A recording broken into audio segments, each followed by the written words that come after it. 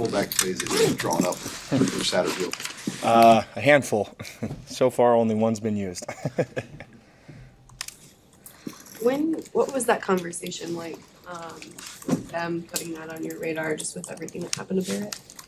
I think it was Thursday morning. Yeah. I think it was either Thursday morning or Wednesday morning. T9 actually just texted us like this old video of the same play that we ran, and we were kind of joking around. He's like, "Nope, that's you and Judy." I said, "Okay." So we went out there, ran it like once or twice, then called it good. Looked good. We were excited to run it in the game. It was a lot of fun going out there and getting the block for a touchdown. Coach Rule talked about the championship mindset he thought you guys had. What's the key to carrying that forward, and what have you seen from guys as you start to try to do that this week? Well, I think the standard was, met or set even higher on Saturday. And what's great is that everyone now gets to see that standard. And everyone knows what it takes during the week in practice to get to that type of preparation for the game. I mean, the offensive coaches this is the first time the offensive coaches came to us, or our coaches, saying, "Hey man, those defensive guys on scout were freaking flying around today, making plays," and just being aggressive and getting them better and better. And the same thing, I mean, our scout offense has done a great job all year, getting us ready. I think that's why we've been pretty dominant on defense.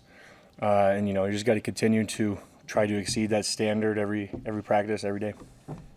As a guy from old Pac-12 country, what's been your experience with UCLA and I guess with this team in particular? What do you see from their offense? Yeah, Pac-12 is good football. When I would break it down, in high school, they were more of like a passing league type of deal. But yeah, no, their offense, they got good running backs, good tight ends. They got a good front. QBs are both mobile and can throw the ball as well. Got great vision. I'm excited to go more in depth. This morning we got to kind of learn a little bit of their tendencies and kind of start to go into depth about them. So that's what today will be about, to learn a little bit more.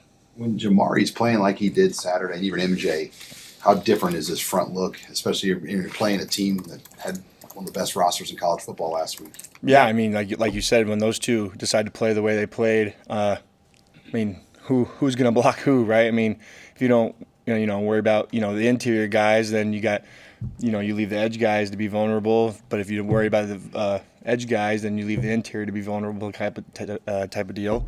So it's just, I think, goes to show how it's slash and attack type of deal that can happen, especially when we're all playing the way that we played on Saturday.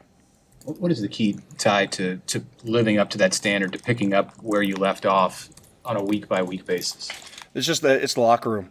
It's the guys. It's just older guys, but it's also everybody in that locker room, making sure that even myself as an older guy, like I've told the younger guys, like, I hope you would get on me if I'm not holding the standard or meeting the standard.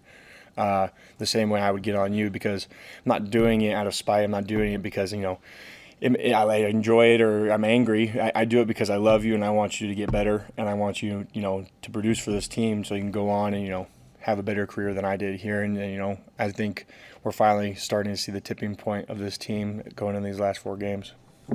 How do you use that mentality, knowing like outside of the team, fans are thinking about that 6th win, getting to a bowl game, these kind of external goals too that are obviously within the team, but how do you maybe stay focused over this next month, knowing there's a lot of outside pressure, but you have that internal pressure too to meet the goals that you have as well?